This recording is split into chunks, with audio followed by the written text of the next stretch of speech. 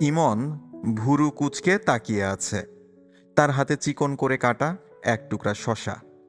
ছোট চাচা বলেছেন কচ্ছপের বাচ্চারা শশা খায়। ইমনের ধারণা কচ্ছপের বাচ্চারা শশা খায় না। সে অনেকক্ষণ ধরেই শশা হাতে বসে আছে। তার কাছ থেকে তো খাচ্ছে না, বরং শশার টুকরো মুখের কাছে ধরতেই এরা মুখ, হাত, পা খোলসের ভেতর ঢুকিয়ে ফেলছে। মনে হচ্ছে শশা ওদের জন্য ভয়ঙ্কর কোনো খাবার। মানুষের বাচ্চাদের কাছে দুধ যেমন, ওদের কাছে শশাও তেমন। কচ্ছপের বাচ্চা দুটো ইমনের জন্য এনেছে তার ছোট চাচা। এরা বেশিরভাগ সময় থাকে বাথরুমে, লাল প্লাস্টিকের বালতিতে। মাঝে মাঝে ইমনের যখন খেলতে ইচ্ছে করে, তখন সে বালতি থেকে তুলে আনে। পানি থেকে তোলার সময় তার একটু ভয় ভয় করে, কামড় দেয় কিনা। এখন পর্যন্ত কামড় দেয়নি। ছোট চাচা বলেছেন কচ্ছপের বাচ্চাদের দাঁত নেই বলে তারা কামড়ায় না। যখন তারা বড় হবে, দাঁত উঠবে, তখন কামড়াবে। তখন তাদের আর বালতিতে রাখা যাবে না, নদীতে ফেলে দিয়ে আসতে হবে। যে নদীতে কচ্ছপ ফেলা হবে সেই নদীর নাম বুড়িগঙ্গা। ঢাকা নগরী বুড়িগঙ্গার তীরে অবস্থিত। ইমনের আজ স্কুল নেই। সে সকাল থেকেই কচ্ছপের বাচ্চা নিয়ে খেলছে। এদেশে নামও দিয়েছে। বড়টার নাম টম, ছোটটার টমি। এরা দুজন একসঙ্গে থাকলেও দুজনের মধ্যে কোনো মিল নেই। শুকনায় ছেড়ে দেওয়া মাত্র দুজন দুদিকে হাঁটতে থাকে। ইমন বইয়ে পড়েছিল কচ্ছপরা আস্তে হাঁটে। এখন সে জানে এটা মিথ্যা কথা। এরা চার পায়ে বেশ দ্রুত হাঁটে। মুহূর্তের মধ্যে ঘরের কোণায় চলে যায়। তাদের তখন খুঁজে পাওয়াই মুশকিল হয়। সবচেয়ে বেশি দ্রুত হাঁটে টমি। ইমন ভেবে রেখেছে তার ছোট বোনটা যখন আরেকটু বড় হবে, তখন তাকে সে একটা কচ্ছপের বাচ্চা দিয়ে দেবে। ইমনের ছোট বোনের নাম সুপ্রভা। মা বলেছেন সুপ্রভা নামের মানে হচ্ছে সুন্দর সকাল, গুড মর্নিং। কিন্তু ছোট চাচা বলেছেন সুপ্রভা মানে সুন্দর আলো। কারটা ঠিক সে জানে না। ইমন ঠিক করে রেখেছে কোনো একদিন সে তাদের মিসকে জিজ্ঞেস করবে। সুপ্রভা এখনো খুবই ছোট। বেশিরভাগ সময় সে ঘুমিয়ে থাকে। মাঝে মাঝে তার কাঁদতে ইচ্ছা করে, তখন সে কাঁদার জন্য জাগে। খানিকক্ষণ কেঁদে আবার ঘুমিয়ে পড়ে। ইমন তার সারা জীবনেও এমন কাঁদুনে বাচ্চা দেখেনি। সবচেয়ে মজার ব্যাপার হচ্ছে সুপ্রভা কারো উপর রাগ করে বা ব্যথা পেয়ে কাঁদে না, কোনো রকম কারণ ছাড়া কাঁদে। সুপ্রভার কান্না দেখতে ইমনের খুব ভালো লাগে। সে মাঝে মাঝে সুপ্রভার কান্না দেখতে যায়, কিন্তু বেশিক্ষণ দেখতে পারে না। কারণ তার মা কঠিন গলায় বলেন, এখানে কি করছো? যাও তো, অন্যখানে যাও। আশ্চর্য, এত বিরক্ত করে। আগে ইমন কখনো তার মাকে ভয় পেত না, এখন পায়। কারণ মার মেজাজ সারাক্ষণ খারাপ থাকে। আগে মা তাকে পড়াতে বসতো, এখন বসায় না। সে যদি বই খাতা নিয়ে মার কাছে যায়, মা বলে, অনেক বিরক্ত করেছ, এখন যাও তো। অথচ সে কাউকেই বিরক্ত করে না, এমনকি কচ্ছপগুলিকেও না। কোনো কচ্ছপ যদি দরজার আড়ালে লুকিয়ে থাকে, সে তাকে লুকিয়ে থাকতে দেয়, সঙ্গে সঙ্গে বের করে আনে না। ওরা কচ্ছপ হলেও ওদেরও হয়তো লুকোচুরি খেলতে ইচ্ছে করে। সে কেন ওদের খেলা নষ্ট করবে? হোমওয়ার্ক করার জন্য সে এখন যায় ছোট চাচার কাছে। ছোট চাচা তাকে মোটামুটি আদরই করেন। তিনি তার নাম দিয়েছেন হার্ড নাট। হার্ড মানে হচ্ছে শক্ত, আর নাট হলো বাদাম। হার্ড নাট হলো শক্ত বাদাম। ছোট চাচা তাকে কেন শক্ত বাদাম বলে তা সে জানে না, কখনো জিজ্ঞেস করেনি। কোনো একদিন জিজ্ঞেস করবে। ছোট চাচা পড়াতে পড়াতে প্রায়ই বলে, কিরে হার্ড নাট, মন খারাপ? সে বলে না, কারণ তার মন খারাপ থাকে না, আবার মন ভালোও থাকে না। সুপ্রভার সঙ্গে সে যদি গল্প করতে পারত, তাহলে তার মন ভালো থাকতো। বা মার সঙ্গে গল্প করতে পারলেও মন ভালো থাকতো। মা গল্প তো করেই না, সামনে গিয়ে দাঁড়ালেও বলে, যা ভাগ, সামনে থেকে যা, শুধু বিরক্ত। একদিন ঠাস করে একটা চড়ও মারলেন। আচমকা মারলেন বলে সে মেঝেতে পড়ে গেল। ঠোঁট কেটে রক্ত বের হতে লাগলো। তারপরেও সে একটুও কাঁদেনি। শুধু ডাক্তার যখন ঠোঁট সেলাই করতে গেলেন, তখন কাঁদল। তারপরেও ডাক্তার বললেন, বাহ, দারুণ ছেলে তো, ছেলের খুব সাহস। ছোট চাচা বললেন, সাহস হবে না, এ হলো হার্ড নাট, এ মোটেই সহজ জিনিস না। রিকশায় ফেরার পথে ছোট চাচা তাকে আইসক্রিমের দোকানে নিয়ে গেলেন। কাপ আইসক্রিম কিনে দিয়ে বললেন, শোন হার্ড নাট, তোর মার মেজাজ এখন খুব খারাপ থাকে। এখন তাকে বিরক্ত করবি না। ইমন অবাক হয়ে বলল, আমি তো তাকে বিরক্ত করি না। জানি তুই বিরক্ত করিস না, তারপরেও যখন বিরক্ত হয় তখন আমাদের উচিত একটু দূরে দূরে থাকা। মার মেজাজ কখন ঠিক হবে চাচা? তোর বাবা ফিরে এলেই মেজাজ ঠিক হবে। বাবা কখন ফিরবে? এখনো ঠিক বলা যাচ্ছে না, তবে ফিরবে তো বটেই। কতদিন আর বাইরে থাকবে? বাবা এখন কোথায়? আমরা এখনো ঠিক জানি না। মনে হয় ইন্ডিয়ায়। ইন্ডিয়াতে? হ্যাঁ, ইন্ডিয়ার মধ্যপ্রদেশে। সেখানে খুব জঙ্গল তো। আমার মনে হয় বনে জঙ্গলে ঘুরছে। বাসার কথা একসময় মনে পড়বে, তখন হুট করে চলে আসবে। ইমনের ধারণা ছোট চাচা ঠিক কথা বলছেন না। বাবা ইন্ডিয়ার মধ্যপ্রদেশে থাকলে ছোট চাচা গিয়ে বাবাকে নিয়ে আসতেন। বাবা অন্য কোথাও আছেন, খুব কাছেই কোথাও। ইমন যখন রিক্সা করে স্কুলে যায়, তখন তিনি হয়তো আড়াল থেকে দেখেন। তাদের স্কুলে যখন টিফিনের ছুটি হয়, তারা মাঠে খেলতে থাকে, তখনও তিনি দেখে যান। একদিন তিনি চলে আসবেন, এ ব্যাপারে ইমন নিশ্চিত। এত দেরি হচ্ছে কেন সে বুঝতে পারছে না। বেশি দেরি হলে কচ্ছপগুলো দেখতে পারবেন না। কচ্ছপগুলো বড় হয়ে যাবে, তাদের ফেলে দিয়ে আসতে হবে বুড়ি গঙ্গায়। ওরা নদীর পানির সঙ্গে ভাসতে ভাসতে চলে যাবে সমুদ্রে, বঙ্গোপসাগরে, সেখান থেকে ভারত মহাসাগরে, ভারত মহাসাগর থেকে প্রশান্ত মহাসাগরে। ছোট চাচা তাই বলেছেন।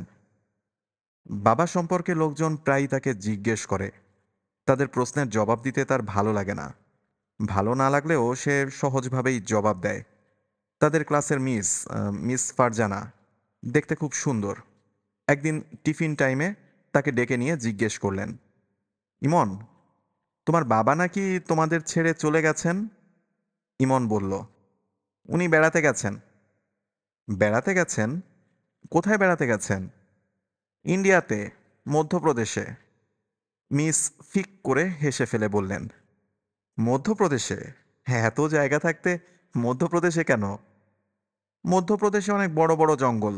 বাবা জঙ্গল দেখতে গেছেন। ও আচ্ছা, খুব ভালো কথা। উনি কি তোমার মার সঙ্গে রাগ করে চলে গেছেন? জি না, বাবা কারোর সঙ্গে রাগ করে না। তোমার মা, তিনি রাগ করেন? জি, করেন। কার সঙ্গে রাগ করেন? বুয়ার সঙ্গে করেন, ছোট চাচার সঙ্গে করেন। মা রোগা তো, এই জন্য মার অনেক রাগ। রোগা মানুষদের খুব রাগ থাকে। রোগা মানুষদের খুব রাগ থাকে, এটা কে বলল? ছোট চাচা বলেছেন। উনিও রোগা, এই জন্য উনারও খুব রাগ। আচ্ছা, ঠিক আছে, তুমি যাও। ইমন মার রাগের জন্য খুব ভয়ে ভয়ে থাকে। টিভিতে কার্টুন দেখার সময় সাউন্ড খুব কমিয়ে দেয়। মা খুব যখন হইচই করতে থাকেন, তখন সে টিভির সাউন্ড পুরোপুরি অফ করে দেয়। সাউন্ড ছাড়া কার্টুন দেখতে তার খারাপ লাগে না। সাউন্ডগুলো সে ভেবে নেয়। কোন দৃশ্যে কীরকম সাউন্ড হবে এখন সে মোটামুটি জানে। মা যখন অন্যদের উপর রাগ করে তখন ইমনের তেমন খারাপ লাগে না, কিন্তু যখন সুপ্রভার উপর রাগ করেন তখন খুব খারাপ লাগে, কাঁদতে ইচ্ছা করে। সুপ্রভার উপর মা প্রায়ই রাগ করেন। সুপ্রভা কেঁদে গলা ফাটিয়ে ফেলছে, মা ফিরে তাকাচ্ছেন না। বুয়া এসে যদি বলে, আপু কান্তাছে, তখন মা তীব্র গলায় বলেন, কাঁদছে কাঁদুক, তুমি তোমার কাজ করো। কাজ ফেলে চলে এসেছো কেন? ছোট চাচা এক সময় উঠে এসে বলেন, ভাবি, বাচ্চাটার কি হয়েছে? মা তখন বিরক্ত গলায় বলেন, জানি না কি হয়েছে, ওর মনের খবর আমি জানবো কিভাবে? কাঁদতে কাঁদতে তো গলা ভেঙে ফেলছে। গলা ভেঙে মরুক। ভাবি, এসব কি কথা বলছেন? আমার যা মনে আসছে বলছি। তোমাদের অসুবিধা হচ্ছে? হ্যাঁ, অসুবিধা হচ্ছে। বাচ্চাটা পেটের খিদে কাঁদছে, আপনি ফিরে তাকাচ্ছেন না, এটা কেমন কথা? তুমি এমন চোখ মুখ শক্ত করে কথা বলছো কেন? তোমার ভাই তো কখনো মুখ শক্ত করে এমনভাবে কথা বলেনি। চোখ মুখ শক্ত করে কথা বলার জন্য আমি সরি। ভাবি শুনুন, ফর গড সেক, স্বাভাবিকভাবে বাঁচার চেষ্টা করুন। স্বাভাবিকভাবে বাঁচার চেষ্টা করার মতো অবস্থা কি আমার আছে? ভাইজানের জন্য কষ্ট শুধু আপনি একা পাচ্ছেন, আর কেউ পাচ্ছে না, এটা আপনি কি করে ভাবছেন? কষ্ট পাচ্ছেন ভালো কথা, কিন্তু একটা দুধের শিশুকে কষ্ট দেবেন কেন? তার অপরাধটা কোথায়? খবরদার, তুমি আমার সঙ্গে চোখ লাল করে কথা বলবে না। ভাবি, আমি চোখ লাল করে কথা বলছি না। আমি আপনার কাছে হাত জোড় করছি, ওকে দুধ খেতে দিন।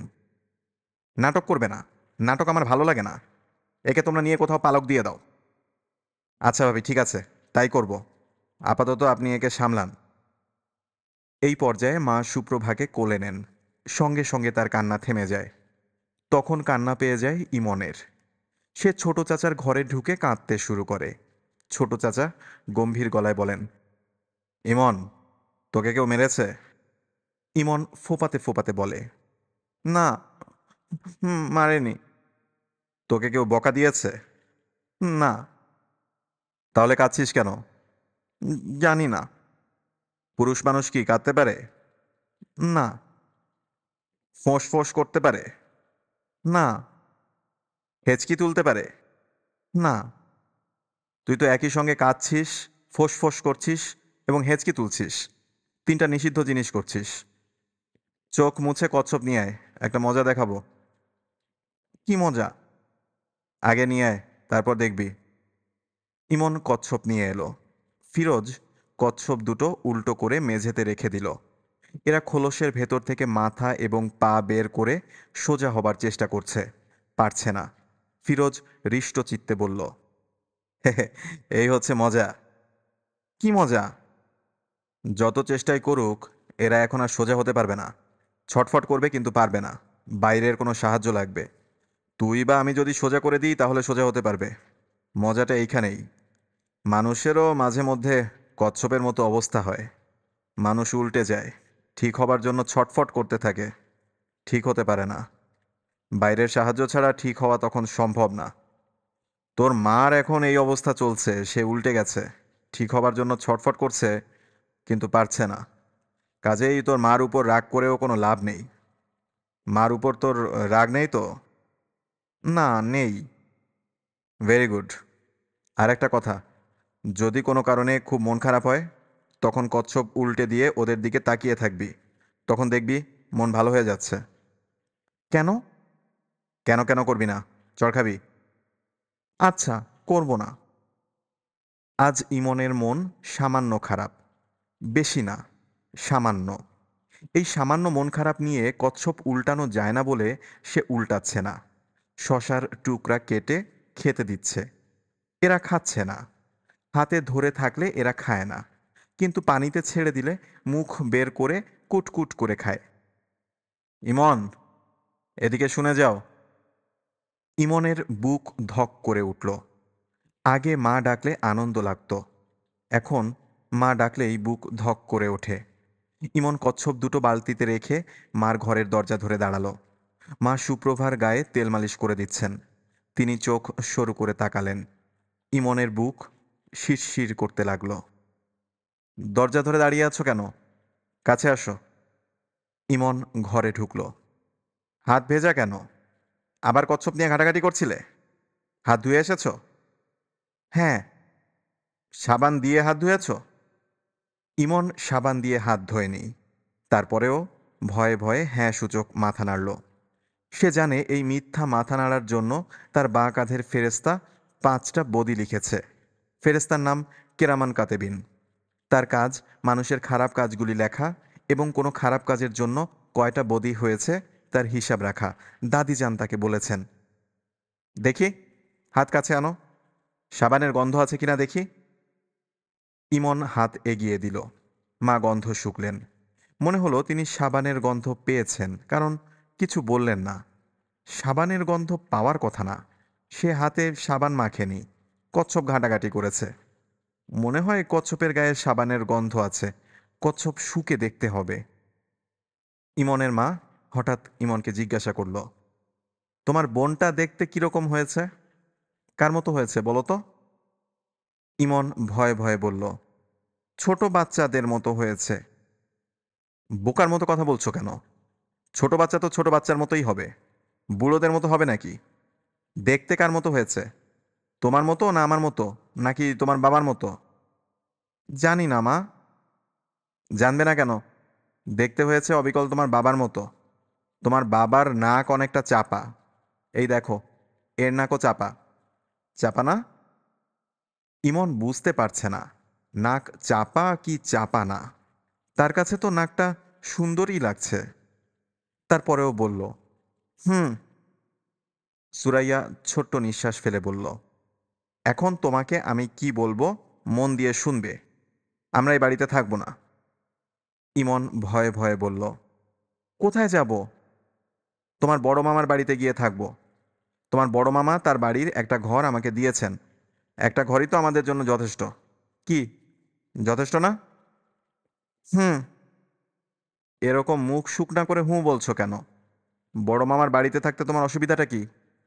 আর যদি অসুবিধা থাকেও কিছু করার নেই। তোমার বাবার কোনো খোঁজ নেই, কাজেই তোমাদের কপাল ভেঙেছে। আমাদের জীবন কিভাবে কাটবে জানো? আজ এই বাড়ি, কাল ওই বাড়ি। ইমন ভয়ে ভয়ে বলল, এই বাড়িতে কেন থাকবো না মা? এই বাড়িতে থাকবো না কারণ তোমার ছোট চাচার কোনো চাকরি বাকরি নেই। এতদিন সংসার চলেছে গ্রামের বাড়ির ধানি জমি বিক্রি করে। এইভাবে আর কতদিন চলবে? তাছাড়া তোমার ছোট চাচা আমার সঙ্গে খারাপ ব্যবহার করে, চোখ লাল করে আমার দিকে তাকায়। তার এত সাহস কেন হবে? যেখানে তোমার বাবা কোনোদিন আমার দিকে চোখ লাল করে তাকায়নি, সেখানে সে তাকাবে কেন? বড় মামার বাসায় কবে যাব মা? এক সপ্তাহের মধ্যেই যাব। তোমার বই খাতা তুমি নিজে সব গুছিয়ে নেবে। ওইখানে গেলে তোমার ভালোই লাগবে। খেলার সঙ্গী সাথী পাবে। তোমার বড় মামার দুই ছেলে আছে, টোকন আর শোভন। ওদের সঙ্গে খেলবে। এখানে তো একা একা থাকো। তোমার বড় মামা তোমাকে পছন্দও করেন, করেন না? ইমন বুঝতে পারছে না তার বড় মামা তাকে পছন্দ করেন কি না। তার বড় মামার চেহারাটা রাগী রাগী। চশমা পরেন, চশমার ফাঁক দিয়ে তাকান। কেমন করে জানি তাকান। তিনি বাসায় এলেই ফুলের গন্ধ পাওয়া যায়। সেই গন্ধে গা কেমন জানি ঝিমঝিম করে। পরে সে জেনেছে এটা ফুলের গন্ধ না, জর্দার গন্ধ। বড় মামা পান খান না, শুধু শুধু জর্দা খান। তিনি যখনই এ বাসায় আসেন এক প্যাকেট বিস্কিট নিয়ে এসে গম্ভীর গলায় বলেন, ইমন, নিয়ে যা। ইমন বিস্কিট নিয়ে যায়, কিন্তু তার কোনো আনন্দ হয় না। কারণ বিস্কিট তার পছন্দ না। শুধু চায়ে ডুবিয়ে বিস্কিট খেতেই ভালো লাগে, অন্য সময় ভালো লাগে না। বিস্কিট খাবার জন্য কেউ তো আর তাকে চা বানিয়ে দেবে না, সে ছোট মানুষ। কলেজে যখন পড়বে তখনই সে শুধু চা খেতে পারবে। সুরাইয়া বললেন, কথা জবাব দিচ্ছিস না কেন? তোর বড় মামা তোকে পছন্দ করে না? হুম। মুখ এমন শুকনা করে হুঁ বলছো কেন? মনে হচ্ছে মাথায় আকাশ ভেঙে পড়েছে। যাও এখন, সামনে থেকে যাও। সারাক্ষণ ভোতা মুখ দেখতে ভালো লাগে না। ইমন মার ঘর থেকে বের হলো। বড় মামার বাড়িতে কি কচ্ছপ দুটা নিতে দেবে? মনে হয় দেবে না। কচ্ছপ দুটা এ বাড়িতেই রেখে যেতে হবে। মাকে একবার বলে দেখলে হয়। অবশ্য বললেও লাভ হবে না। বড় মামার ছেলে টোকন আর শোভন হয়তো তার কাছ থেকে কচ্ছপ দুটা কেড়ে নিয়ে নেবে। একটা লাভ হয়তো হবে, রাতে মার সঙ্গে ঘুমোতে পারবে। তাদের একটা ঘর দেওয়া হবে, তারা সবাই সেই ঘরেই থাকবে। এখানে বেশিরভাগ সময় তাকে ছোট চাচার সঙ্গে ঘুমোতে হয়। সে যখন ঘুমোতে যায় তখন ছোট চাচা থাকে বাইরে। একা একা ঘুমোতে তার খুবই ভয় লাগে। তবে অনেক রাতে ঘুম ভেঙে যখন সে দেখে ছোট চাচা ঘুমোচ্ছেন, তখন তার খুবই ভালো লাগে। সে যদি খুব নরম গলাতেও ডাকে, ছোট চাচা, তাহলেও ছোট চাচা উঠে বসেন। গম্ভীর গলায় বলেন, কি হয়েছে রে হার্ডনাট, বাথরুমে যাবি? হুম। আয়, যাই। ঠিক সময় ডাক দিয়েছিস। আমারও বাথরুম পেয়েছে। ছোটটা। তোর কি বড়টা নাকি? আমারও ছোটটা। চল যাই। কে আগে যাবে, তুই না আমি? বড় থেকে ছোট না ছোট থেকে বড়? তুমি যা বলবে তাই। তাহলে তুই বরং আগে যা। কোলে করে নিতে হবে নাকি? হুম। বাথরুম থেকে ফেরার পর ঘুম না আসা পর্যন্ত ছোট চাচা গল্প বলেন। তার গল্পের কোনো আগা মাথা নেই, শুরু নেই, শেষ নেই। তবু ঘুম ঘুম চোখে শুনতে এত ভালো লাগে। ছোট চাচার সব গল্পই শুরু হয় মাঝখান থেকে। তারপর ব্যাঙটা বলল, পানিতে থেকে থেকে আমার সিরিয়াস সর্দি হয়েছে। নাক ঝাড়তে ঝাড়তে অবস্থা কাহিল। ওষুধপত্র কিছু দিয়ে আমাকে বাঁচান ডাক্তার সাহেব। তবে আপনার কাছে একটা রিকোয়েস্ট, তেতো ওষুধ দেবেন না, মিষ্টি ওষুধ দেবেন। আবার বেশি মিষ্টিও দেবেন না। ওষুধ বেশি মিষ্টি হলে আমার বাচ্চারা মেঠাই ভেবে খেয়ে ফেলবে। ডাক্তার বলল, ওষুধ দেব? তবে আমি খুবই অবাক হচ্ছি, কারণ ব্যাঙের কখনো সর্দি হয় না বলে বইপত্রে পড়েছি। আপনার কি সত্যি সর্দি হয়েছে? ক্রমাগত হ্যাচ্চ হ্যাচ্চ করছি, তারপরেও বিশ্বাস হচ্ছে না। তা হচ্ছে। যাই হোক, ওষুধ দিচ্ছি। ভিজিটের টাকা এনেছেন? এনেছি। এই নিন, আধুলি, আমার শেষ সম্বল, ব্যাঙের আধুলি। বড় মামার বাড়িতে কেউ তাকে এমন অদ্ভুত অদ্ভুত গল্প শোনাবে না। রাতে বাথরুম পেলে কোলে করে বাথরুমে নিয়ে যাবে না। কি আর করা, বড় মামার বাড়িতেও নিশ্চয়ই অনেক মজার মজার ব্যাপার হবে। কিছু কিছু মজা সব বাড়িতেই থাকে। বড় মামার দুই ছেলে, টোকন আর শোভনের সঙ্গে তার হয়তো খুবই ভাব হবে। ওদেরও একটা বোন আছে, নাম মিতা, সবাই ডাকে মিতু। তার সঙ্গে ভাব হবে কিনা কে জানে। মনে হয় হবে না। মেয়েদের সঙ্গে হয় মেয়েদের বন্ধুত্ব, ছেলেদের সঙ্গে ছেলেদের। গায়ে তেল মাখানোর ব্যাপারটায় সুপ্রভা মনে হয় খুব আরাম পায়। তেল মাখানোর মাঝখানে ঘুমিয়ে পড়ে। আশ্চর্যের ব্যাপার, ঘুমের মধ্যে আবার নাকও ডাকে। এইটুকু ছোট বাচ্চা নাক ডাকিয়ে ঘুমাবে কেন? তার উপর মেয়ে মানুষ। সুরাইয়ার খুব রাগ লাগে, এখনও রাগ লাগছে। চড় দিয়ে ঘুম ভাঙিয়ে দিতে ইচ্ছা করছে। রাগ সামলে সুরাইয়া বারান্দায় গেল। ফিরোজ বারান্দায় পা ছড়িয়ে বসে খবরের কাগজ পড়ছে। তার সামনে গম্ভীর মুখে ইমন বসে আছে। ফিরোজ বলল, কেমন আছেন ভাবি? একই বাড়িতে বাস করছে, অথচ দেখা হলে প্রথম বাক্যটি বলছে কেমন আছেন ভাবি। এর মানে কি এই যে চোখে আঙ্গুল দিয়ে বুঝিয়ে দেওয়া আপনি ভালো থাকেন না? সুরাইয়া বলল, ফিরোজ, তোমার সঙ্গে আমার কিছু জরুরি কথা আছে। ফিরোজ খবরের কাগজ ভাঁজ করে পাশে রাখতে রাখতে বলল, বলুন। ইমন উঠে চলে যাচ্ছে। সে জানে বড়রা যখন জরুরি কথা বলে সেখানে ছোটদের থাকার নিয়ম নেই। বড়রা তাদের জরুরি কথার আশেপাশে ছোটদের চায় না, অথচ ছোটদের সমস্ত জরুরি কথায় বড়দের থাকতে হয়। সুরাইয়া বেতের মোড়া এনে ফিরোজের সামনে বসল। ফিরোজ শঙ্কিত বোধ করছে। ভাবির বসার ভঙ্গি কঠিন। ভাবি কি বড় ধরনের ঝগড়ার প্রস্তুতি নিয়ে এসেছে? কি নিয়ে ঝগড়া করবে? ভাবি, চা খাবেন? চা দিতে বলি, চা খেতে খেতে কথা বলুন। তোমার সঙ্গে আমার এমন কোনো কথা নাই যে চা খেতে খেতে বলতে হবে। ফিরোজ শোনো, আমি এখানে থাকবো না। আমার বড় ভাইয়ের সঙ্গে কথা বলেছি, আমি তার কাছে গিয়ে থাকবো। ফিরোজ বলল, আমি জানি, ইমন আমাকে বলেছে। তুমি একটা ঠেলাগাড়ি এনে দাও, আমি কিছু জিনিসপত্র নিয়ে যাব। স্টিলের ট্রাঙ্ক, ইমনের পড়ার টেবিল চেয়ার, আমার বড় কালো ট্রাঙ্কটা। কবে যাবেন ভাবি? কবে মানে? আজই যাব। যত তাড়াতাড়ি যাওয়া যায় ততই ভালো। সবার জন্যই ভালো। তোমার জন্যও ভালো, আমার জন্যও ভালো। আমার জন্য ভালো কেন? তোমার চাকরি বাকরি কিছু নেই, এত বড় সংসার পুষতে হচ্ছে, বাড়ি ভাড়া দিতে হচ্ছে, গ্রামের বাড়ির সম্পত্তি বিক্রি করতে হচ্ছে। তুমি অকারণে এত কিছু করবে কেন? তুমি কে?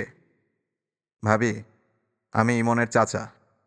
বাপ যখন থাকে না তখন চাচা ফাচা অনেক দূরের ব্যাপার।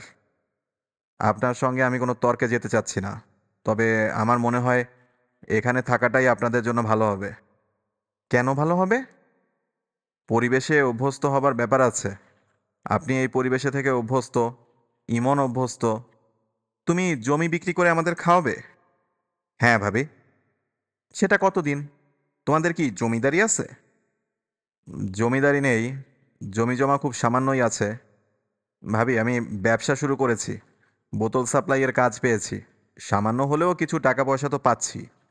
ব্যবসার নিয়মকানুন বুঝতে শুরু করেছি, আমার ধারণা আমি ভালোই করব। ভালো করলে ভালো, ভালো করতে থাকো। কোটিপতি হয়ে যাও, গাড়ি হোক বাড়ি হোক, তোমরা সুখে থাকো। তোমাকে যা বলেছি করো, আমাকে একটা ঠেলা গাড়ি এনে দাও। ভাবি, শুনুন, মার শরীর খুব খারাপ। মা চিকিৎসার জন্য ঢাকায় আসছেন। মা আসুক, তারপর যান।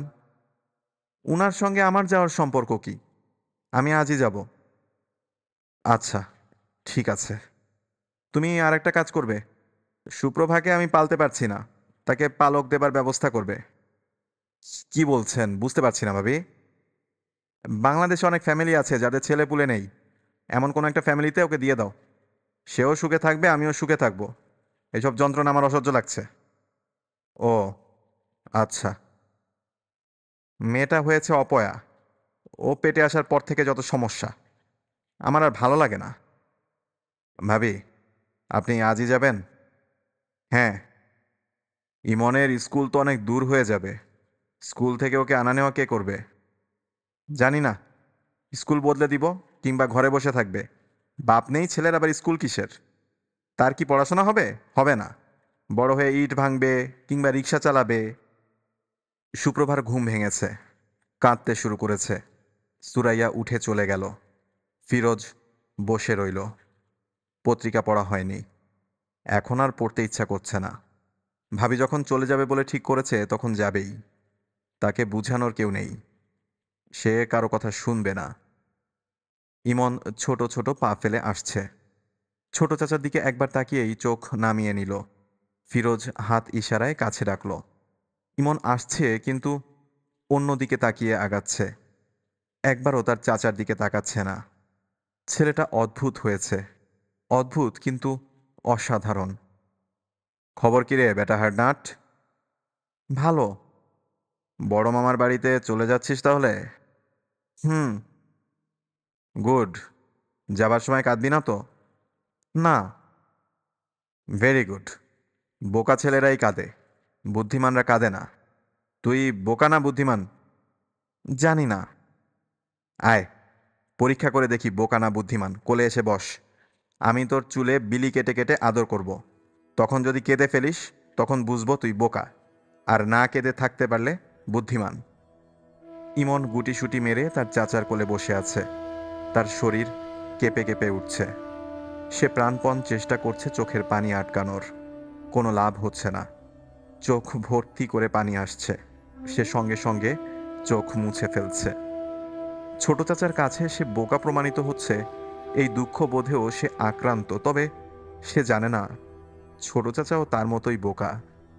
ছোট চাচার চোখও ভিজে উঠছে। পানি জমতে শুরু করেছে। হার্ডনাট। হুম। যেখানেই থাকিস, যেভাবেই থাকিস, ভালো থাকবি। আচ্ছা। কোনো কিছু নিয়েই মন খারাপ করবি না। আচ্ছা। গল্প শুনবি? হুম। এক দেশে ছিল এক ব্যাঙ। কথা নেই বার্তা নেই, হঠাৎ বেচারার সর্দি লেগে গেল। সর্দি এবং কফ। সারাদিন নাক ঝাড়ে আর খক খক করে কাশে। ব্যাঙের স্ত্রী বলল, ওগো, ডাক্তারের কাছে যাও, তোমার কাশির শব্দে বাচ্চারা ঘুমোতে পারছে না। ব্যাঙ বলল, ডাক্তারের কাছে যে যাব, ভিজিটের টাকা লাগবে না? তার স্ত্রী বলল, আধুলিটা নিয়ে যাও। ব্যাঙ বলল, আধুলিটাই তো আমাদের শেষ সম্বল, সেটা নিয়ে যাব? হ্যাঁ যাও, শরীরটা তো আগে দেখবে। টাকা গেলে টাকা পাওয়া যায়, শরীর গেলে কি আর পাওয়া যায়? বউ, কথাটা তো ভালোই বলছো। আচ্ছা যাই, ডাক্তারকে বরং দেখিয়েই আসি। ব্যাঙের স্ত্রী তখন কি বলল জানিস? বলল, ব্লাড প্রেশারটা একটু চেক করিও, আমার ধারণা তোমার প্রেশারও বেড়েছে। কাল রাতে বৃষ্টির সময় তুমি যখন ডাকছিলে তখন তোমার গলা কেমন যেন অন্যরকম শোনাচ্ছিল। ছোট চাচা দম নেবার জন্য থামতেই ইমন বলল, বাবা কি আর ফিরে আসবে না চাচা? বুঝতে পারছি না। ধরে নে ফিরে আসবে না, তাহলে কষ্ট কম পাবি। ফিরে আসবে ভেবে অপেক্ষা করছিস, মানুষটা ফিরছে না, কষ্ট বেশি না? হুম। তোর মা সারাক্ষণ ভাবছে এই বুঝি মানুষটা ফিরল। রাতে ঘুমায় না, জেগে থাকে, গেটে সামান্য শব্দ হলে ছুটে আসে। এই অবস্থাটা তো ভয়ঙ্কর। সুপ্রভা খুব কাঁদছে। সুরাইয়া মেয়ের কান্না থামানোর কোনো চেষ্টা করছে না। কাঁদুক, কাঁদতে কাঁদতে ক্লান্ত হয়ে একসময় নিজেই থেমে যাবে। সে যখন কাঁদে তখন তো কেউ তার কান্না থামাতে আসে না। সে কেন যাবে? তার এত কি দায় পড়েছে? পৌষ মাস। প্রচণ্ড শীত পড়েছে। শীতের সঙ্গে কুয়াশা। ইমন বসে আছে তার বড় মামার বাড়ির দোতলার বারান্দায়। সে অবাক হয়ে দেখছে কুয়াশায় সব ঢেকে আছে। একটু দূরের জিনিসও দেখা যাচ্ছে না। বাড়ির সামনে কাঁঠাল গাছটাকে মনে হচ্ছে ছোট একটা পাহাড়। তার ছোট চাচা বলেছিলেন কুয়াশা আসলে মেঘ। আকাশের মেঘ যখন মাটিতে নামে তাকে বলে কুয়াশা। ইমনের খুব অদ্ভুত লাগছে এই ভেবে যে সে মেঘের ভেতর বসে আছে। আজ ছুটির দিন। তার বারান্দায় চুপচাপ বসে থাকার কথা না। ছুটির দিনের সকালবেলায় এই বাড়িতে নানান ধরনের খেলা হয়। টোকন আর শোভন টেনিস বল দিয়ে ক্রিকেট খেলে। টোকনের খুবই কাঁদুনে স্বভাব। কিছু হতেই কান্না শুরু করে। আর শোভন মারামারিতে ওস্তাদ। হুট করে মারামারি শুরু হয়ে যায়। শোভন ক্রিকেট ব্যাট দিয়ে ধমাধম ভাইকে মারে। অদ্ভুত ব্যাপার হচ্ছে কেউ কখনো নালিশ করে না। মারামারি এবং কান্নাকাটি কিছুক্ষণের মধ্যে থেমে যায়, আবার খেলা শুরু হয়। মিতু একা একা রান্নাবাটি খেলে। ক্রিকেট খেলায় তাকে নেওয়া হয় না। মিতুও রান্নাবাটি খেলায় কাউকে নেয় না। একদিন শুধু ইমনকে বলেছিল, এই, তুই চাকর হবি? তুই চাকর হলে খেলতে নেব। যা, বাজার করে নিয়ে আয়, মনে করে কাঁচামরিচ আনবি, আর খবরদার পয়সা সরাবি না। ইমনের খেলতে ইচ্ছা করছিল, কিন্তু চাকর হওয়াটা মেনে নিতে পারছিল না বলে খেলেনি। তবে না খেললেও সে বেশিরভাগ সময় আশেপাশে ঘুরঘুর করে। আজ ইমন এখনো নিচে নামছে না, কারণ নিচে নামিয়ে নেওয়ার জন্য মিতু আসেনি। বড় মামার বাড়ির দোতলার সিঁড়ি পুরোপুরি শেষ হয়নি, রেলিং দেওয়া বাকি। এরকম সিঁড়ি দিয়ে নিচে নামতে ইমনের অসম্ভব ভয় লাগে। মিতু বয়সে তার সমান হলেও ঠিক সমানও না, 5 দিনের বড়। ভয়ঙ্কর সাহসী। একবার সে চোখ বন্ধ করে সিঁড়ি দিয়ে উঠেছিল। মিতু শুধু যে চোখ বন্ধ করে সিঁড়ি দিয়ে উঠতে পারে তাই না, 3 তলার ছাদে পা ঝুলিয়ে বসতেও পারে। সেই ছাদেরও রেলিং নেই। ইমনের বড় মামা ছাদে রেলিং দেবেন না, শুধু শুধু বাজে খরচ। ইমনের ধারণা, বাজে খরচ হলেও রেলিং দেওয়া উচিত, তা না হলে কোনো একদিন মিতু ছাদ থেকে পড়ে যাবে। ইমনের ধারণা, দোতলার সিঁড়িতেও রেলিং দেওয়া উচিত। রেলিং দেওয়া না হলে সে নিজেই কোনো একদিন পড়ে যাবে। ইমন! ইমন চমকে উঠে দাঁড়ালো। মা ডাকছেন। আগে মা ডাকলেই আনন্দ হতো, এখন হয় না। মার ডাকা মানেই কিছু একটা নিয়ে ধমকাধমকি হবে। ধমক খাবার মতো কিছু অবশ্য সে করেনি। সকালে বই নিয়ে বসে অনেকক্ষণ পড়েছে। মা যখন বললেন, যথেষ্ট ঘ্যানঘ্যানানি হয়েছে, এখন যাও, তখনই শুধু সে উঠে এসেছে। ইমন ভয়ে ভয়ে মার ঘরের দরজা ধরে দাঁড়ালো। মার রাতে জ্বর ছিল, এখনও বোধহয় জ্বর। মা শুয়ে আছেন। সুপ্রভা মার পাশে বসে নিজে নিজেই খেলছে। ইমনের কাছে খুবই আশ্চর্য লাগে যে সুপ্রভা নিজে নিজে বসতে পারে, হামাগুড়ি দিতে পারে, কিছু দেখলেই 2 হাতের 2 আঙুল উঁচু করে বলে যে যে যে। মানুষ কাউকে কিছু দেখাতে চাইলে 1 আঙ্গুল দিয়ে দেখায়, সুপ্রভা 2 হাতের 2 আঙ্গুলে দেখায়। এটাও তার কাছে বিস্ময়কর মনে হয়। সুপ্রভা ইমনকে দেখা মাত্র 2 হাতের 2 আঙুল উঁচু করে তাকে দেখালো এবং ক্রমাগত বলতে লাগলো, যে যে যে। সুরাইয়া বলল, কোথায় ছিলি? ইমন ভীত গলায় বলল, বারান্দায়। রান্নাঘরে গিয়ে বলতো আমাকে চিনি দুধ ছাড়া লিকার দিয়ে 1 কাপ চা দিতে, লেবু যেন না দেয়, চায়ের মধ্যে লেবুর গন্ধ অসহ্য। তোমার জ্বর কমেছে মা? সুরাইয়া বিরক্ত গলায় বলল, আমার জ্বরের খবর তোকে নিতে হবে না, যা করতে বলছি কর। তোর গলা খালি কেন? মাফলার যে একটা দিয়েছিলাম সেটা কই? ঠান্ডা লাগিয়ে রাতে যদি খুক খুক করে কাশিস তাহলে গলা চেপে ধরবো, তখন বুঝবি কত ধানে কত চাল। যা এখন সামনে থেকে। ইমন দোতলা থেকে 1 তলায় নামছে। নামতে গিয়ে সে লজ্জায় মরে যাচ্ছে, কারণ সে নামছে বসে বসে। কেউ দেখলেই হাসবে, বিশেষ করে মিতু যদি দেখে তাহলে সর্বনাশ হবে, খুব হাসাহাসি করবে। এমনিতেই মিতু তাকে নিয়ে খুব হাসাহাসি করে, তাকে ডাকে ক্যাবলা বাবা। এই অবস্থায় দেখে ফেললে হয়তো আর ভয়ঙ্কর কোনো নামে ডাকবে। ইমন ঠিক মতোই নামলো, কেউ তাকে দেখল না। রান্নাঘরে বুয়াকে চায়ের কথা বলল। বুয়া বিরক্ত গলায় বলল, আমার হাত বন্ধ, এখন চা দেওয়া যাইব না। বুয়ার কথা শুনে ইমনের ভয় ভয় লাগছে। বুয়া যদি চা না পাঠায়, মা বুয়ার উপর রাগ করবে না, তার উপরই রাগ করবে, চড় মারবে বা চুল ধরে ঝাঁকুনি দেবে। ইমন বিড় বিড় করে বলল, বুয়া, মার খুব জ্বর, সকালে কিছু খায়নি, এই জন্য চা চাচ্ছে, দুধ, চিনি, লেবু ছাড়া, শুধু লিকার। কইলাম না, হাত বন্ধ। ইমন মন খারাপ করে রান্নাঘর থেকে বের হলো। বড় মামার বাড়িতে তারা খুব খারাপ অবস্থায় আছে, কেউ তাদের কোনো কথা শোনে না।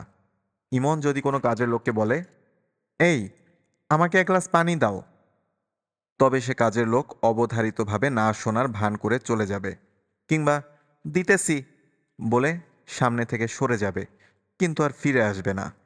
আগে এই নিয়ে তার খুব মন খারাপ লাগতো, এখন লাগে না।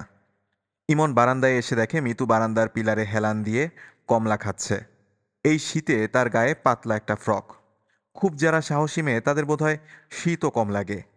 ইমনের খুব ইচ্ছা করছে মিতুর কাছে যেতে, তবে এখন সে যাবে না, একটু পরে যাবে। মিতুর কমলা খাওয়া শেষ হবার পরে যাবে। এখন মিতুর পাশে গিয়ে দাঁড়ালে মিতু ভাবতে পারে সে কমলার লোভে কাছে এসেছে। মিতুর কমলা খাওয়া শেষ না হওয়া পর্যন্ত সে অন্যদিকে তাকিয়ে থাকবে, এমন ভাব করবে যেন খুব মন দিয়ে কিছু দেখছে। এই ক্যাবলা, এই! মিতু ডাকছে। মিতুর কমলা শেষ হয়নি, হাতে এখনো কয়েকটা কোয়া রয়েছে। ইমন কাছে গিয়ে দাঁড়ালে একটা দুটা কোয়া হয়তো তার হাতে দেবে, তখন ইমনকে লোভীর মতো লাগবে, আবার নাও দিতে পারে। মিতুর কোনো কিছুই ঠিক নেই। ইমন কাছে গেল। মিতু তাকে কমলার কোনো কোয়া দিল না, পুরো কমলা শেষ করে বলল, ক্যাবলা, আজ তোর ছোট চাচা আসবে না? ইমন বলল, আসতে পারে। ছোট চাচার কথা ওঠায় ইমনের মন ভালো হয়ে গেল। সে একটু হেসেও ফেলল। আজ শুক্রবার, ছুটির দিন। ছুটির দিনে ছোট চাচা আসে। গত শুক্রবার আসেনি, আজ হয়তো আসবে। তোর ছোট চাচাকে দেখতে কেমন লাগে জানিস? কেমন লাগে? অবিকল রাম ছাগলের মতো লাগে। দাড়ি রেখেছেন তো, এই জন্য। রাম ছাগলেরও দাড়ি থাকে। ইমনের চোখে প্রায় পানি এসে যাচ্ছে। ছোট চাচাকে কেউ খারাপ বললে তার খুব মন খারাপ লাগে।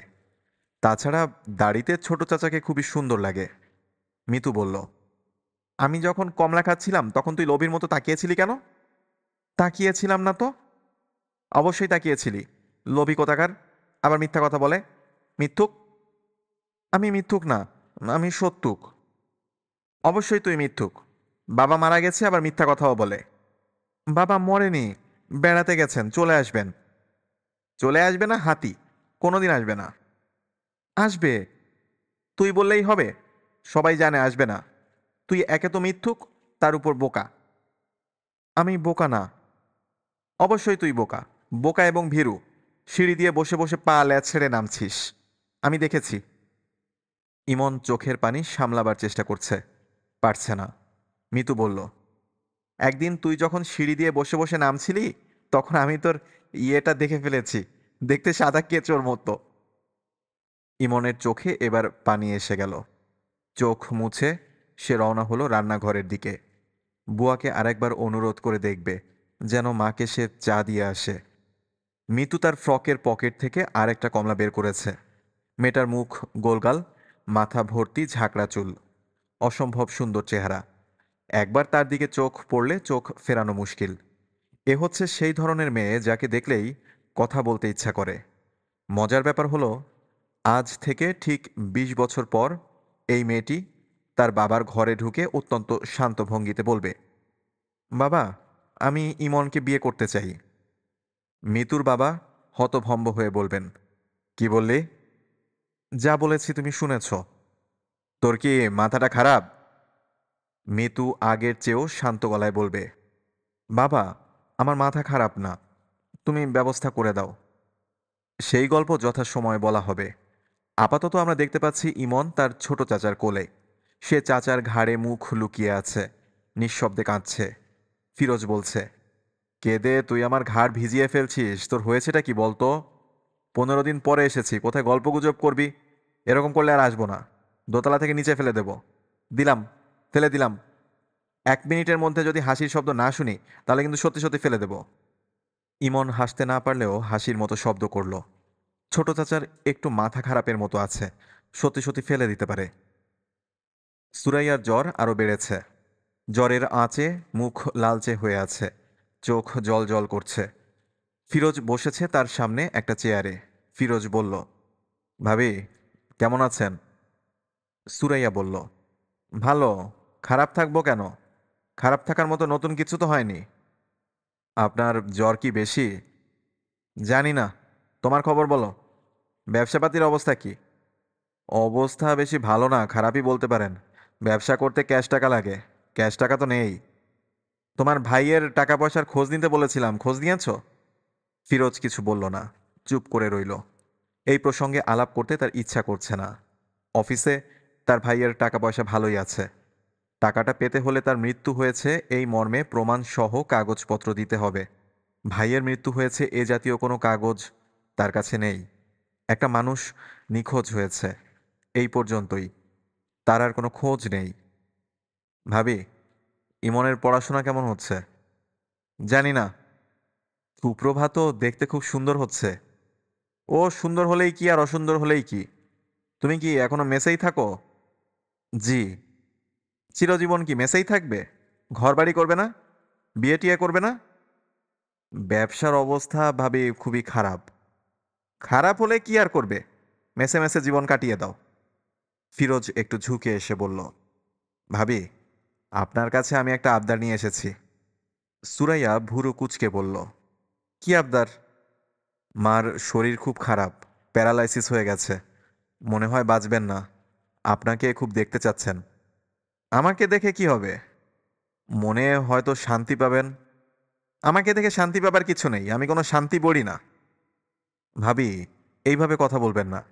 আপনি আমার সঙ্গে চলেন, সবাইকে নিয়ে ঘুরে আসি। দীর্ঘদিন একটা জায়গায় পড়ে আছেন, ঢাকার বাইরে গেলে ভালো লাগবে। আমার ভালো লাগা নিয়ে তোমাকে ভাবতে হবে না। ভাবি, আমি হাত জোড় করছি। সুরাইয়া বিরক্ত গলায় বলল, কথায় কথায় হাত জোড় করবে না। এসব নাটক আমার ভালো লাগে না। আমি কোথাও যাব না। তাহলে একটা কাজ করি, ইমনকে নিয়ে যাই। না, ওকে আমি একা কোথাও পাঠাবো না। একা কোথায় ভাবি? আমি তো সঙ্গে যাচ্ছি, নিয়ে যাব। একটা দিন থাকবো, তারপর চলে আসব। না, অনেক দিন তো হয়ে গেল ভাবি, এখন একটু স্বাভাবিক হবার চেষ্টা করা উচিত না? আমি স্বাভাবিকই আছি, এর চেয়ে বেশি স্বাভাবিক হওয়া আমার পক্ষে সম্ভব না। ফিরোজ, তুমি এখন যাও। শরীর ভালো লাগছে না, কথা বলতে ইচ্ছা করছে না। আমি বাড়িতে যাব বৃহস্পতিবার দুপুরে। সকালবেলা এসে একবার খোঁজ নিয়ে যাব।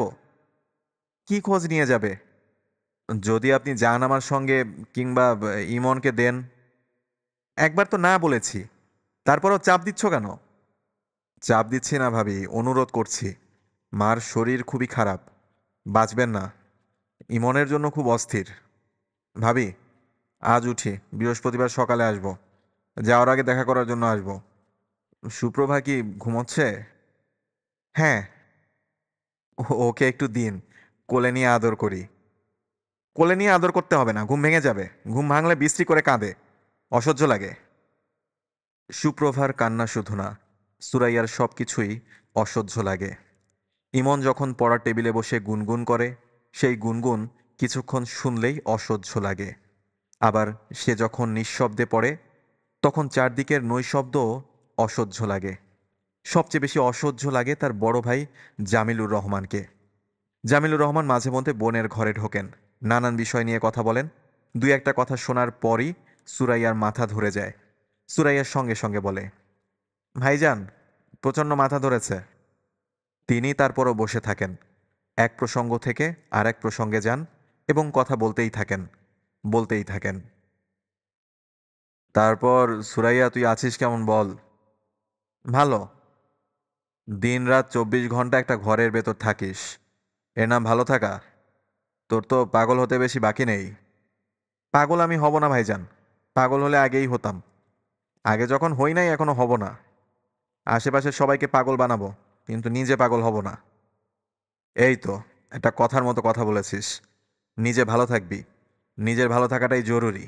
অন্যের যা ইচ্ছা হোক, নিজের ঠিক থাকলে জগৎ ঠিক। শুনে ভালো লাগলো।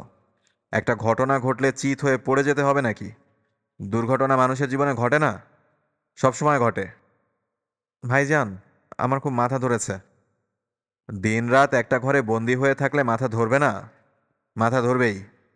আমার কথা শোন, মাথা থেকে সবকিছু বাদ দে। আয়, আমরা তোর জীবন নিয়ে নতুন করে চিন্তা ভাবনা করি। নতুন চিন্তা ভাবনাটা কি? আমাকে বিয়ে দেবার কথা ভাবছেন? যদি ভাবি, অসুবিধা কোথায়? তোর বয়স অল্প, সারাটা জীবন পড়ে আছে সামনে। সুরাইয়া হতভম্ব গলায় বলল, ইমনের বাবা বেঁচে থাকতেই আমি আরেকটা বিয়ে করে ফেলবো? বেঁচে আছে তোকে কে বলল? মরে গেছে সেটাই বা কে বলল? তাছাড়া আমি জানি বেঁচে আছে। আর যদি নাও থাকে, বিয়ে তো আমি করব না। খুব ভালো একটা ছেলে পেয়েছিলাম, ইনডেন্টিংয়ের ব্যবসা করে, বয়স অল্প, রোড অ্যাক্সিডেন্টে স্ত্রী মারা গেছেন। আপনি চান আমি আমার দুই বাচ্চা নিয়ে তার ঘাট ধরে ঝুলে পড়ি? ভাইজান, যখন আপনার মনে হবে আমাদের আর পালতে পারছেন না, অসুবিধা হচ্ছে, তখন বলবেন, আমি চলে যাব। কোথায় যাবি? কোথায় যাব সেটা আমার ব্যাপার। ভাইজান, এখন আপনি যান। আমার এমন মাথা ধরেছে যে ইচ্ছা করছে দেওয়ালে মাথা ঠুকি। জামিলুর রহমান সাময়িকভাবে উঠে চলে যান। তবে কিছুদিন পর আবারও আরেকটি ছেলের সন্ধান নিয়ে উপস্থিত হন। বুঝলি, ভদ্রলোকের বয়স সামান্য বেশি, মনে হয় 50 ক্রস করেছে, তবে ভালো স্বাস্থ্য, চেহারাও সুন্দর। দেখলে মনে হয় বয়স 35, 36। হাইলি এডুকেটেড, ইলিনয় ইউনিভার্সিটি থেকে এমএস করেছে। আমেরিকান এক মেয়ে বিয়ে করেছিল, বিয়ে টেকেনি। আমেরিকান মেয়ে, বুঝতেই পারছিস, বিয়েটা ওদের কাছে একটা খেলা। কিছুদিন হানি হানি বলা, তারপর সাপে নেউলের খেলা। সুরাইয়া ভাইকে থামিয়ে দিয়ে বলল, ভাইজান শোনেন, আমি আমেরিকান মেয়ে না, আমি বাঙালি মেয়ে, এবং বিয়েটা আমার কাছে খেলা না। আমার একবার বিয়ে হয়েছে, আমার স্বামী আমাকে তালাকও দেয়নি, মরেও যায়নি। আমি আবার বিয়ে করব কেন? কোনো স্বামী যদি 2 বছর তার স্ত্রীর সঙ্গে যোগাযোগ না রেখে নিরুদ্দেশ থাকে, তাহলে সেই বিয়ে অটোমেটিক্যালি তালাক হয়ে যায়। কে বলেছে? মাওলানা সাহেব বলেছেন। মাওলানা সাহেবদের বিয়ে হয়তো তালাক হয়ে যায়, ইমনের বাবা তো মাওলানা না। ইমনের বাবা বেঁচে আছেন, তিনি একদিন ফিরে আসবেন। এই বিষয়টা সুরাইয়া মনে প্রাণে বিশ্বাস করে। সুরাইয়ার সঙ্গে সঙ্গে আরও একজন বিশ্বাস করে, সে সুরাইয়ার ভাবি ফাতেমা। জামিলুর রহমান যেমন অতিরিক্ত চালাক, তার স্ত্রী ফাতেমা তেমনি অতিরিক্ত বোকা। জগতের বোকারা ভালো মানুষ ধরনের হয়, ফাতেমা বেগম তা না। ভালো মানুষই কোনো ব্যাপারই তার মধ্যে নেই। সুরাইয়া তার পুত্র কন্যা নিয়ে এই সংসারে সিন্দাবাদের ভূতের মতো চেপে আছে। এই ব্যাপারটা ফাতেমার কাছে অসহনীয় লাগে। বোকা মানুষ বলেই তিনি মনের ভাব গোপন রাখেন না, সরাসরি বলেন। পানের পিক ফেলে গম্ভীর গলায় বলেন, একটা কিছু ব্যবস্থা তো নেওয়া দরকার, আর কতদিন, আমার ছেলেপুলে বড় হচ্ছে। তারপরেও সুরাইয়া তার ভাবিকে খুব পছন্দ করে, কারণ ফাতেমারও ধারণা ইমনের বাবা বেঁচে আছে, কোনো একদিন ফিরে আসবে। সেই কোনো একদিনটা কবে, সেটা ফাতেমা জানে না, সুরাইয়াও জানে না। সুরাইয়ার কেন জানি মনে হয় লোকটা ফিরবে গভীর রাতে, হয়তো ঝুপঝুপ করে বৃষ্টি পড়ছে, এর মধ্যেই ভিজতে ভিজতে উপস্থিত হবে। সুরাইয়া দরজা খুলে দেবে, সে ঢুকবে খুব সহজভাবে। যে কোনো পরিস্থিতিতে স্বাভাবিক থাকা হচ্ছে লোকটার স্বভাব। সে তার স্বভাব মতো বলবে, দেখি একটা তয়লে, দেখি মাথাটা ভিজে গেছে। সুরাইয়া তয়লে এগিয়ে দেবে, মানুষটা মাথা মুছতে মুছতে বলবে, তুমি কেমন আছো? সে বলবে, ভালো। এত রোগা লাগছে কেন, শরীর খারাপ? সেও সহজভাবেই বলবে, না, শরীর ঠিকই আছে, যে যেমন তার সঙ্গে সেরকম আচরণই করতে হয়। মানুষটা এক পর্যায়ে বিছানার দিকে তাকিয়ে বলবে, ইমনের পাশে শুয়ে আছে এই ছোট মেয়েটা কে? ওর নাম সুপ্রভা। সুপ্রভাকে? সুপ্রভা হলো ইমনের ছোট বোন। বলো কি, সুন্দর হয়েছে তো? হ্যাঁ, সুন্দর হয়েছে। ওকে ডেকে তুলবো, কোলে নেবে? না, থাক, ঘুম ভাঙিয়ে দরকার নেই। ইমন তো দেখি অনেক বড় হয়েছে। বড় তো হবেই। তুমি কি ভেবেছিলে যে যেরকম রেখে গেছো ফিরে এসে সেরকম দেখবে? মানুষটা কথা ঘুরাবার জন্য বলবে, ঠান্ডা লেগে গেছে, চা খাওয়াতে পারবে? অবশ্যই পারবো, কেন পারবো না। তুমি ভাত খাবে না? হ্যাঁ, খাবো, ভাতও খাবো। গোসল করতে হবে, সাবান দাও তো। ভাত খাবার আগেই চা খাবে নাকি ভাত খাবার পর চা খাবে? চা খেয়ে গোসলখানায় ঢুকবো। আচ্ছা, এই বাড়িটা কার? আমার বড় ভাইয়ের বাড়ি। বাড়ি তো বেশ বড়। মানুষটা চেয়ারে চুপচাপ বসে থাকবে। সুরাইয়া যাবে চা আনতে। শুধু চা বানালে হবে না, ভাত চড়াতে হবে, গরম ভাত।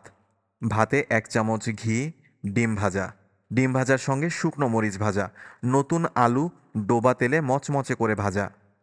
মানুষটার খুব প্রিয় খাবার। সুরাইয়া রোজ রাতে দীর্ঘ সময় নিয়ে কাল্পনিক কথোপকথন চালায়। এক এক রাতের কথাবার্তা হয় এক এক রকম।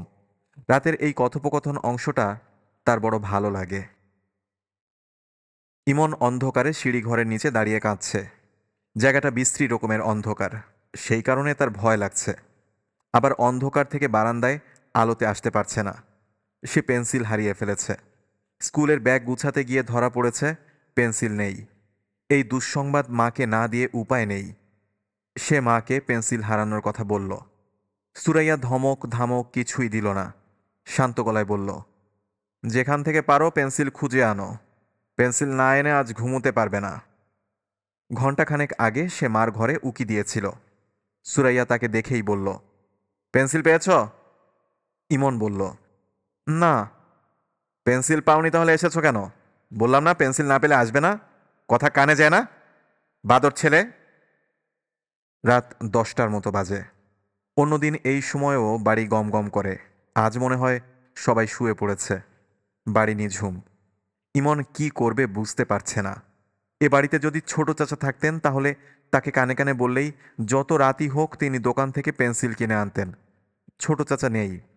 এখন যে সে কাঁদছে, ভয়ে কাঁদছে না, ছোট চাচার জন্য কাঁদছে। কাঁদতে কাঁদতেই তার মনে হলো, বাবা থাকলে বাবা কি তার পেন্সিল কিনে আনতেন? বলা যাচ্ছে না। বাবা কেমন ছিলেন, তিনি কি করতেন, সে দ্রুত ভুলে যাচ্ছে। বাবার চেহারাও এখন তার মনে নেই। শুধু মনে আছে বাবা খুব ফর্সা ছিলেন। আগের বাড়িতে বাবা এবং মার একটা ছবি ছিল, ড্রেসিং টেবিলে সাজানো। সেই ছবিটা এ বাড়িতেও নিশ্চয়ই আছে, কিন্তু মা ট্রাঙ্কে রেখে দিয়েছেন। ছবিটা সাজানো নেই। ছবি সাজানো থাকলে সে মাঝে মাঝে দেখত। কে কে বসে আছে? ইমন চমকে উঠল। মিতু। অন্ধকারে পা টিপে টিপে কখন যে সামনে এসেছে সে বুঝতেই পারেনি। ক্যাবলা, তোর কি হয়েছে? চোখ মুছতে মুছতে ইমন বলল, পেন্সিল হারিয়ে ফেলেছি। পেন্সিল হারিয়ে ফেললে এখানে বসে কাঁদছিস কেন? ইমন জবাব দিল না। মিতু বলল, ফুপু বকা দিয়েছে? হুম। কি বলেছে? পেন্সিল না পেলে ঘরে ঢুকতে পারবি না? হুম। কি রঙের পেন্সিল? হলুদ। আচ্ছা, আমি এনে দিচ্ছি। একটা কথা শোন, তোর যদি কিছু হারিয়ে যায় আমাকে বলবি, আমি এনে দেব। একা একা বসে কাঁদবি না। ইমন ধরা গলায় বলল, আচ্ছা। মিতু দুটা পেন্সিল এনে দিল, একটা হলুদ, একটা সবুজ। হলুদটা স্কুল ব্যাগে রাখবে, সবুজটা কোথাও লুকিয়ে রাখবে। যদি আবারও পেন্সিল হারায় তখন কাজে লাগবে। সুরাইয়া ইমনকে ঘরে ঢুকতে দেখে বলল, পেন্সিল পাওয়া গেছে? ইমন হ্যাঁ সূচক মাথা নাড়ল। সুরাইয়া বলল, আবার যদি কিছু হারায় টেনে তোমার আমি কান ছিঁড়ে ফেলবো। বাদর ছেলে, আমি বাবার নাম ভুলিয়ে দেব। বাবা নেই তা বাবার নাম মনে রেখে কি হবে? যাও, হাত মুখ ধুয়ে ঘুমোতে আসো। ইমন বাথরুম থেকে হাত মুখ ধুয়ে ঘুমোতে এলো। আগে মাঝখানে ঘুমোতেন সুরাইয়া। তারা দুই ভাই বোন দুপাশে ঘুমোতো। এক রাতে সুপ্রভা গড়াতে গড়াতে খাট থেকে পড়ে গেল। তারপর থেকে সুপ্রভা মাঝখানে শোয়ে। শোয়ার এই ব্যবস্থাটা তার খুব ভালো লাগে। মাঝে মাঝে সুপ্রভাকে হাত দিয়ে ছোঁয়া যায়। সুপ্রভা যখন জেগে থাকে তখন তাকে হাত দিয়ে ছুলে খুব মজার একটা কাণ্ড হয়। সুপ্রভা খিলখিল করে হাসতে থাকে। সেই হাসি আর থামে না। যে কেউ হাত দিয়ে ছুলে সুপ্রভা এমন করে না। শুধু ইমন হাত দিয়ে ছুলেই এমন করে, যেন তার হাতে হাসির কোনো ওষুধ আছে। ইমন নিজে যখন সুপ্রভার মতো ছোট ছিল তখন সেও কি এরকম করত? মাকে জিজ্ঞাসা করতে ইচ্ছা করছে, কিন্তু সাহসে কুলাচ্ছে না। ছোট চাচাকে জিজ্ঞাসা করতে হবে। ইমন। জি মা। স্কুলে পড়াশোনা কেমন হচ্ছে? ভালো। আকাশ ইংরেজি কি? স্কাই। বানান করো। SKY। আকাশ নীল, ইংরেজি কি? The sky is blue. মাঝে মাঝে আমি যে তোমার উপর খুব রাগ করি, তখন কি মন খারাপ হয়? না। মিথ্যা কথা বলছো কেন? যদি মন খারাপ হয় বলবে যে মন খারাপ হয়। কি হয় মন খারাপ? হ্যাঁ, হয়। শোনো, আমি নিজে নানান দুঃখ কষ্টে থাকি তো, এই জন্য এমন ব্যবহার করি। আদর করা কি জিনিস ভুলে গেছি। যে আদর পায় না সে আদর করতেও পারে না। বুঝতে পারছো? হুম। তোমার বাবাও কিন্তু আদর করতে পারতো না। সব মানুষ সব কিছু পারে না। তোমার বাবা কিভাবে তোমাকে আদর করতো মনে আছে? না। সে অফিস থেকে এসে তোমাকে কোলে নিয়ে 5 মিনিট হাঁটাহাঁটি করতো। এটাই তার আদর। চুমু খাওয়া কিংবা উপহার কিনে দেওয়া এসব তার স্বভাবে ছিল না। তুমি বড় হয়ে কার মতো হবে? তোমার বাবার মতো হবে? না। তাহলে কার মতো হবে? ছোট চাচার মতো। কেউ কারো মতো হতে পারে না, সবাই হয় তার নিজের মতো। তুমি হাজার চেষ্টা করেও তোমার ছোট চাচার মতো হতে পারবে না, কিংবা তোমার বাবার মতো হতে পারবে না। সব মানুষই আলাদা। কচ্ছপ? কচ্ছপরাও কি আলাদা? হঠাৎ কচ্ছপের কথা এলো কেন? আর কোনো কথা না, ঘুমাও। আচ্ছা। ও, ভালো কথা। তোমার ছোট চাচা তোমাকে নিয়ে দেশের বাড়িতে বেড়াতে যেতে চায়। তুমি কি যেতে চাও? আনন্দে ইমনের কথা বন্ধ হয়ে গেল। তার ইচ্ছা করছে চিৎকার করে কেঁদে উঠতে, এমন চিৎকার যেন সুপ্রভারও ঘুম ভেঙে যায়। ভয় পেয়ে সেও যেন কাঁদতে থাকে। কথা বলছো না কেন? যেতে চাও না? চাই। একা একা যেতে ভয় লাগবে না?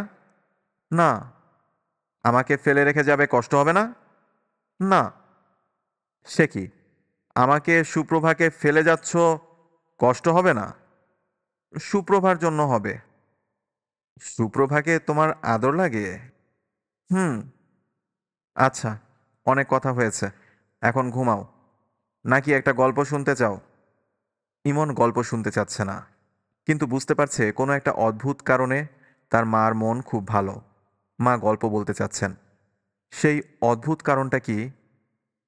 গল্প শুনতে চাও? চাই। এক দেশে ছিল এক রাজকন্যা। রাজকন্যা ছিল বন্দিনী। তার জীবনটা কাটছিল চার দেওয়ালের মধ্যে। তার মুক্তির একটাই পথ, যদি কোনো সাহসী রাজপুত্র বাঘের চোখ দিয়ে মালা গেঁথে রাজকন্যার গলায় পরিয়ে দেয়, তবেই রাজকন্যা মুক্তি পাবে। গল্পটা কেমন লাগছে ইমন? ইমন ফিসফিস করে বলল, খুব ভালো লাগছে। আসলে গল্পটা তার মোটেই ভালো লাগছে না। বাঘের চোখের মালার কথা ভাবতেই তার ঘেন্না লাগছে। সে চোখের সামনে দেখতে পাচ্ছে অনেকগুলি বাঘ গভীর জঙ্গলে ঘুরে বেড়াচ্ছে। এদের কারোরই চোখ নেই। ভয়ঙ্কর এক রাজপুত্র তাদের চোখ উপড়ে নিয়েছে। অন্ধ বাঘের দল ঘুরে বেড়াচ্ছে। ঘুমিয়ে পড়েছ? না। তাহলে শোনো। বন্দিনী রাজকন্যাকে উদ্ধারের জন্য এক রাজপুত্র বের হলো বাঘের সন্ধানে। তার খুব সাহস। সে দেখতেও খুব সুন্দর। মা, তার নাম কি? ও আচ্ছা, তার নাম তো বলা হয়নি। রাজপুত্র যেমন সুন্দর, তার নামটাও খুব সুন্দর। রাজপুত্রের নাম ইমন কুমার। নামটা সুন্দর না? ইমনের খুব লজ্জা লাগছে। রাজপুত্রের নাম আর তার নাম একই। ইমনের খুব ইচ্ছা করছে মায়ের গায়ে হাত রেখে শুয়ে থাকতে। সেটা সম্ভব না। মাঝখানে সুপ্রভা শুয়ে আছে। ইমন।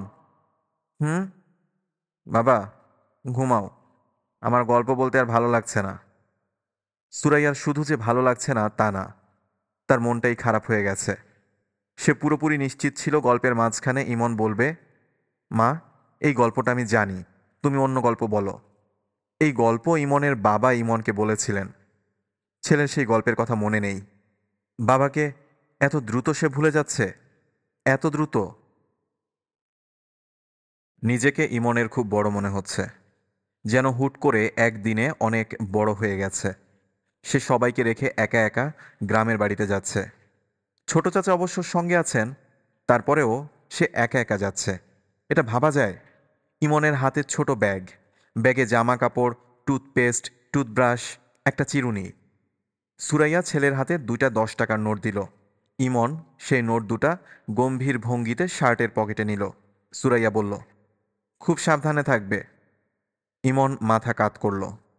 গ্রামে অনেক পুকুর টুকুর আছে, সাবধান। একা একা পুকুরে যাবে না, জঙ্গলে টঙ্গলেও যাবে না, সাপ খোপ আছে। মনে থাকবে? হুম। আচ্ছা, তাহলে যাও। রাতে ছোট চাচার সঙ্গে থাকবে। বাথরুম পেলে তাকে জাগাবে। গ্রামের বাথরুম দূরে হয়। আচ্ছা। বাহ, আমাদের ইমন কুমারকে তো খুব স্মার্ট লাগছে। কাছে এসো, কপালে চুমু খেয়ে দিই। ইমন কাছে গেল। মা যখন কপালে চুমু খেলেন তখন হঠাৎ তার মনে হলো মাকে ছেড়ে সে থাকতে পারবে না। গ্রামের বাড়িতে না গেলেই সবচেয়ে ভালো হয়। ইচ্ছাটা হলো খুব অল্প সময়ের জন্য। ট্রেনে উঠে ইমনের মনে হলো সে শুধু বড় না, অনেক বড় হয়ে গেছে। কারণ ছোট চাচা তার ট্রেনের টিকিট তার হাতে দিয়েছেন। টিকিট দেওয়ার সময় বলেছেন, হারাবি না, হারালে টিকিট চেকার ফাইন করে দেবে। ইমনকে ছোট চাচার কোলে বসতে হলো না। তার জন্য আলাদা জানালার কাছে সিট আছে। ছোট চাচা চা খেলেন, সেও খেলো, ঠিক বড়দের মতো আলাদা কাপে।